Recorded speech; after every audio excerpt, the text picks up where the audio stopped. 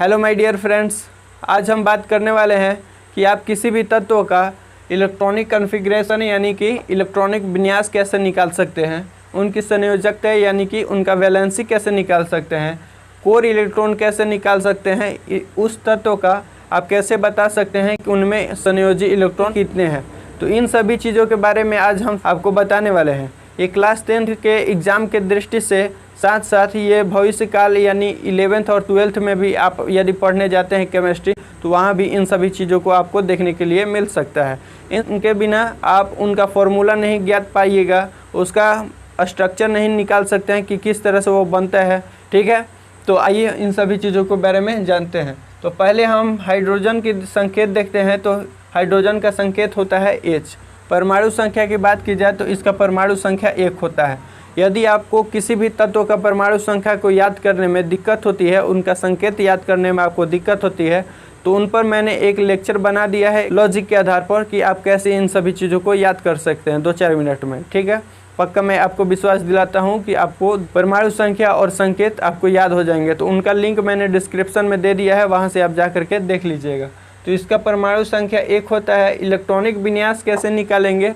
तो इलेक्ट्रॉनिक विन्यास निकालने के लिए समझ जाइए कि पहले कि ब्रह्मांड में जितने भी वस्तु होते हैं, पदार्थ होते हैं, वो छोटे छोटे अति सूक्ष्म कणों से मिल करके बने होते हैं, जिनका नाम दिया गया है electron, proton, neutron. Electron, proton, neutron से भी अति सूक्ष्म कण होते हैं, तो उनका बाद में आप नेक्स्ट क्लास में जा करके उनका डिटेल में पढ़ पाइएगा। तो हम इलेक्ट्रॉन, प्रोटॉन, न्यूट्रॉन से रिलेटेड बात करते हैं। तो कोई भी तत्व जो है इलेक्ट्रॉन, प्रोटॉन, न्यूट्रॉन से मिल करके बना होता है, और बनने के दौरान उनमें बहुत सारे कक्ष होते हैं। जैसे कि आपने एक सूखी पत्ती को देखा होगा कि उसमें बहुत सारे छोटे छोटे झिल्ली होते हैं, उसी प्रकार इसमें किसी भी तत्व में कक्ष होता है। कक्ष इस प्रकार होता है कि उसके नाभिक में, उसके केंद्र में न्यूट्रॉन, प्रोटॉन उपस्थित होते हैं, और बाकी सारे कक्ष जो होते हैं इनमें इलेक्ट्रॉन भ्रमण करते रहते हैं। इन सभी इलेक्ट्रॉन भ्रमण करने वाले जितने भी इनके रास्ते होते हैं, इन सभी चीज़ों को नामकरण किया गया है, जिसमें कि पहला कक्ष को किया गया है नामकरण K, दूसरे कक्ष को L, तीसरे कक्ष को M, जैसा कि आप ऊपर देख रहे होंगे यहाँ KLMN। ये क्या है? 2, 8, 18, 8, 18, 8, 18, 32। तो ये है, बताता है कि K कक्ष में ज़्यादा से ज़्यादा कितने इलेक्ट्रॉन आ पाएंगे, L कक्ष में ज़्यादा से ज़्यादा कितने इलेक्ट्रॉन आ पाएंगे। ठीक है, तो उन सभी चीज़ों को ये बताता है। कैसे निकालते हैं? तो K तो 1 नंबर पर है, तो इनको निकालने के लिए एक फार्मूला होता है। जैसे कि K 1 नंबर पर है तो N के स्थान पर हम 1 रखेंगे, तो यहाँ 2, 1 का स्क्वायर 1, 2 एकम 2, तो K के पास ज़्यादा से ज़्यादा 2 इलेक्ट्रॉन आ सकते हैं, रह सकते हैं K के पास। L वाले कक्ष में कितने इलेक्ट्रॉन रहेंगे? तो यहाँ 2, यानी कि K के बाद L 2 नंबर पर आ रहा है, तो 2 का स्क्वायर 2 दूनी के 4, दूनी की 8, तो ज़्यादा से ज़्यादा 8 हो सकता है। तो इसी प्रकार आप M का भी N का भी निकाल पाइएगा 2n² इस फॉर्मूला के दौरान से। ठीक है, तो हम इसका इलेक्ट्रॉनिक विन्यास देखते हैं कि कैसे आप निकाल पाइएगा। कि परमाणु संख्या 1 है, जितना भी परमाणु, किसी भी तत्व का परमाणु संख्या जितना होता है उतना उसके इलेक्ट्रॉन की संख्या होती है। तो आप एक और नोट में रख लीजिएगा, याद रख कर लीजिएगा कि यदि किसी भी तत्व का 12वीं कक्षा में इलेक्ट्रॉनों की संख्या 4 से यदि कम रहे, तो वह हमेशा अपने इलेक्ट्रॉनों को लॉस करता है, यानी कि दान करता है, जिसके वजह से उस पर प्लस चार्ज आ जाते हैं, तो वही उनकी संयोजकता हो जाती है। यदि किसी भी तत्व का 12वीं कक्षा में इलेक्ट्रॉनों की संख्या 4 से अधिक हो, तो हमेशा वो क्या करता है कि अगले वाले कक्ष से अपने इलेक्ट्रॉनों को, अपने स्टैक को पूरा करने के लिए इलेक्ट्रॉन ले लेता है। तो लेने के दौरान क्या हो जाता है, उसके पास कमी हो जाती है, जिसके वजह से उस पर माइनस चार्ज हो जाता है। तो परमाणु संख्या इसकी 1 है, तो इसका इलेक्ट्रॉनिक विन्यास कैसे निकलेगा? तो ये तो K वाले कक्ष को, अपने कक्ष को पूरा करने के लिए 1 इलेक्ट्रॉन यहाँ जमा करेगा। तो जमा करेगा तो इसके पास परमाणु की संख्या यानी इलेक्ट्रॉन तो 1 ही है, 1 की कमी है, तो ये 1 को क्या करेगा? हमेशा देगा, क्योंकि हमने अभी नोट में लिखा था कि जिस भी तत्व का 12वीं कक्षा में इलेक्ट्रॉनों की संख्या 4 से कम हो तो वह हमेशा दान करता है। तो दान करेगा यानी कि संयोजकता +1 हो जाएगा। यदि आपसे पूछा जाए कि इसमें यानी कि हाइड्रोजन में 12वीं कक्षा में इलेक्ट्रॉनों की संख्या कितनी है, तो 1 हो जाएगी। इन सभी चीज़ों को देखिए, अभी तुरंत समझिएगा। तो हीलियम He, ठीक है, He से इसको संकेत होता है इसका हीलियम का। परमाणु संख्या इसका 2 होता है, 2 होता है। तो ये क्या करेगा, अपने अष्टक को के को पूरा करेगा। तो 2 यहाँ तो जमा किया और इसके पास 2 ही इलेक्ट्रॉन था, जमा करने के दौरान इसके पास L के लिए कुछ रहा नहीं, इसके पास ये अपने अष्टक को पूरा कर लिया। तो इसका संयोजकता कितना हो जाएगा, 0। ध्यान से समझिएगा, लिथियम का संकेत होता है Li, इसके पास परमाणु संख्या 3 होता है, यानी इलेक्ट्रॉन की संख्या 3 होता है। ये क्या करेगा, के वाले अपने कक्ष को पूरा करेगा, 2 पूरा करने के पास इसके पास 1 बचा। तो ये अपने कक्ष को पूरा करने के लिए क्या करेगा, अपने ये तो 1 है, 72 कक्षा में इलेक्ट्रॉनों की संख्या यदि आपसे पूछे तो आप बोलिएगा 1। तो ये 4 से कम है तो क्या करेगा, ये भी अपने आप को दान कर देगा दूसरे कक्ष में। तो यहाँ +1 हो जाएगा। यदि हम बेरिलियम की बात करें तो इसका संकेत होता है Be 4 होता है। तो परमाणु संख्या कितना हो जाएगा, 4 हो जाएगा। 4 यही इलेक्ट्रॉन की संख्या हो गया, प्रोटॉन की संख्या हो गया। यदि इलेक्ट्रॉनिक विन्यास इसका निकाला जाए तो 2 तो पहले के वाले कक्ष में दे दिया, इसके पास बचा कितना, तो 2। तो इलेक्ट्रॉनिक विन्यास कितना हुआ, तो 2,2 हुआ। 72 कक्ष में इलेक्ट्रॉनों की संख्या कितना हो गया, तो 2 तो पूरा कर दिया अष्टक, के वाले अष्टक को। तो यहाँ बचा कितना, 2। तो 2 क्या हुआ, 72 कक्षा में इलेक्ट्रॉनों की संख्या हो गया। तो ये 2 हुआ, अपने के वाले L वाले कक्ष को पूरा करेगा। तो 4 से तो ये कम है, तो अपने इलेक्ट्रॉन को क्या करेगा, दान करेगा। तो दान करेगा, जिसकी वजह से इस पर +2 संयोजकता हो जाएगा। बोरॉन की बात की जाए तो B से बोरान होता है, जिसका 5 होता है परमाणु संख्या या परमाणु क्रमांक। तो 2 तो पहले तो दान करेगा, इसके बाद इसके पास 72 कक्षा में इलेक्ट्रॉनों की संख्या कितना बचा, 3। तो 3 हुआ, तो क्या हुआ, 4 से कम है तो 3 भी अपने आप को दान करेगा। तो इस पर भी +3 चार्ज आ जाएगा। ठीक है, यहाँ से लाइन बाई लाइन सीरियल से समझ लीजिएगा। कार्बन हुआ, कार्बन का संकेत क्या होता है, C। इसके परमाणु संख्या या परमाणु क्रमांक होता है 6। इलेक्ट्रॉनिक विन्यास की बात की जाए तो पहले तो 2 लिखेंगे, बचा कितना, तो 4। तो 4 क्या हो गया, 72 कक्षा में इलेक्ट्रॉनों की संख्या हो गया, किसकी, तो कार्बन की। तो यानी कि 4 हो जाएगा। तो 4 के बराबर है। तो 4 से तो हम बात कर रहे हैं कि 4 से कम है तो ये हमेशा दान करेगा, 4 से अधिक है तो हमेशा दूसरे कक्ष से इलेक्ट्रॉन को लेगा। लेकिन 4 है तो क्या करेगा, तो ये दे भी सकता है, ले भी सकता है। तो इस पर प्लस और माइनस दोनों चार्ज आ जाएगा। ठीक है, दोनों जैसा इसका मन वैसा काम कर सकता है ये।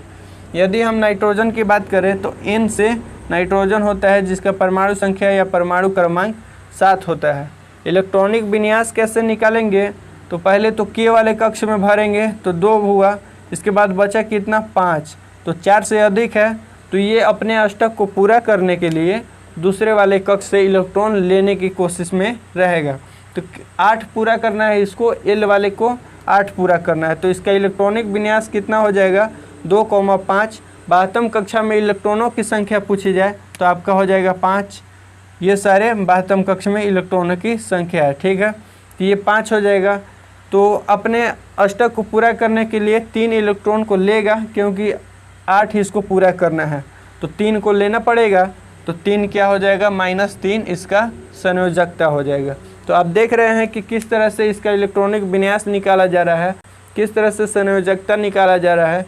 तो यदि आपको ये क्लास समझ में आ रहा होगा, पसंद आ रहा होगा, तो प्लीज़ चैनल को सब्सक्राइब कीजिएगा, ताकि ऐसे ही वीडियो का नोटिफिकेशन, एजुकेशनल नॉलेज आप प्राप्त कर सकें। नाइट्रोजन के बाद हम कुछ और तत्वों को देखते हैं। अगला तत्व सोडियम के बारे में यदि बात करें तो सोडियम का संकेत क्या होता है, Na से इसको प्रेजेंट किया जाता है। परमाणु संख्या क्या होगा, परमाणु संख्या इसका 11 होता है, Na 11। इन सभी परमाणु संख्या को कैसे याद करते हैं, इन सभी चीज़ों को लॉजिक के आधार पर मैंने बता दिया है, तो प्लीज़ जा करके डिस्क्रिप्शन में उसको आप देख लीजिएगा कैसे याद करना है। ठीक है, तो परमाणु संख्या 11 होता है। इलेक्ट्रॉनिक विन्यास कैसे निकालेंगे, तो के वाले कक्ष में तो पहले 2 भरना है, के वाले कक्ष में पहले 2 भरना है, तो 2 भर देंगे। इसके बाद L वाले कक्ष में भरा जाएगा 8, तो 8 और 2 तो भर दिया गया, बचा कितना, 8 और 2 10 हो गया, 1 बचा। तो 1 क्या हो जाएगा, M वाले कक्ष में हो जाएगा। तो आप यदि आपसे पूछा जाए कि सोडियम का इलेक्ट्रॉनिक विन्यास कितना होगा, तो 2, 8, 1 ये इलेक्ट्रॉनिक विन्यास हो जाएगा, किसका, तो सोडियम का। 72 कक्षा में इलेक्ट्रॉनों की संख्या कितनी है, तो आप बोलिएगा 1, क्योंकि 2 जो है अपने अष्टक को पूरा कर लिया है, 8 जो है एल के अष्टक को पूरा कर लिया है, बचा है 1, जिसमें 8 चाहिए या 18 चाहिए। इसमें दोनों उपस्थित होता है।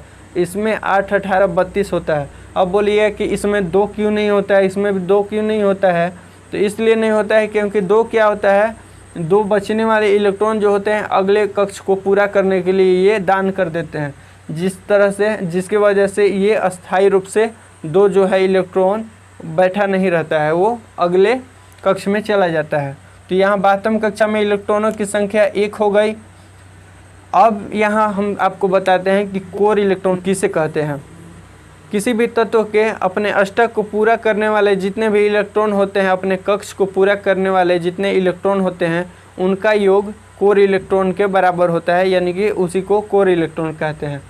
इसमें कोर इलेक्ट्रॉन कितने हैं? तो 2 और 8, ये पूरा हुआ है तो 8 2 10 हो जाएगा, यानी कि सोडियम का इलेक्ट्रॉनिक विन्यास 2 8 1 हो गया। इसमें कोर इलेक्ट्रॉन कितने हुए? तो 8 और 2 10 हुए। इसमें 12वीं कक्ष में इलेक्ट्रॉनों की संख्या कितना हुआ? तो 1 हुआ। तो आप बोलिएगा कि संयोजी इलेक्ट्रॉन किसे कहते हैं? तो किसी भी तत्व के अंतिम कक्ष में इलेक्ट्रॉनों की संख्या जो बच जाता है वही उसकी संयोजी इलेक्ट्रॉन कहलाता है। तो आपने जाना कि कैसे कैसे किसको कहते हैं। तो इलेक्ट्रॉनिक विन्यास आपका हो गया 2 8 1। 12वीं कक्षा में इलेक्ट्रॉनों की संख्या हुआ 1। कोर इलेक्ट्रॉन किसे कहेंगे? तो कोर इलेक्ट्रॉन जितने भी अष्टक को पूरा करने वाले इलेक्ट्रॉन होते हैं, यानी कि इनका योग जो हो जाएगा कोर इलेक्ट्रॉन यही कहलाएगा। यानी कि 2 और 8 इसका 10 कोर इलेक्ट्रॉन हो जाएगा। किसका? सोडियम का। आपसे पूछा जाए कि संयोजी इलेक्ट्रॉन कितने होंगे, तो आप बोलिएगा कि किसी भी तत्व के अंतिम कक्ष में जितने भी 12वीं कक्ष में इलेक्ट्रॉनों की संख्या होती है वही उसकी संयोजी इलेक्ट्रॉन कहलाता है। तो संयोजी इलेक्ट्रॉन 1 हो जाएगा, यानी कि 12वीं कक्ष बराबर संयोजी इलेक्ट्रॉन। अब देखते हैं कि इसका संयोजकता कितना होगा। तो 1 तो यहाँ हो जा रहा है, तो 1 हो जा रहा है, यानी 4 से कम है, तो ये हमेशा दान करेगा। तो इस पर +1 जो हो जाएगा इसका संयोजकता हो जाएगा। इसी तरह से हम मैग्नीशियम की बात करें तो इसका संकेत क्या होता है? Mg से। तो आप सोच रहे होंगे कि इलेक्ट्रॉनिक विन्यास क्यों निकाला जा रहा है, 12वीं कक्षा में इलेक्ट्रॉनों की संख्या जो निकल रहा है इनका क्या यूज़ है, संयोजकता जो निकल रहा है इनका क्या यूज़ है, कोर इलेक्ट्रॉन निकल रहा है इनका क्या यूज़ है।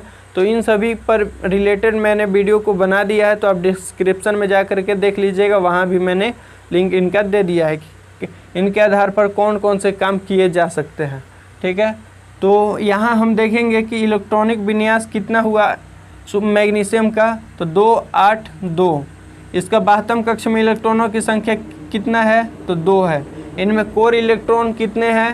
तो 8 और 2 10 हैं, क्योंकि 2 ही कक्ष पूरे हुए हैं। अष्टक 2 जो है इसको अष्टक भी कहा जाता है, तो ये 2 ही पूरे हुए हैं, 8 वाला और 2 वाला। एम में क्या चाहिए? 8 चाहिए या 18 चाहिए, तो इसके पास 2 है, तो ये 2 दान कर देगा। तो संयोजी इलेक्ट्रॉन कौन हुए? तो 2 हुए। 12वीं कक्ष में इलेक्ट्रॉनों की संख्या कितना हुआ? 2 हुआ।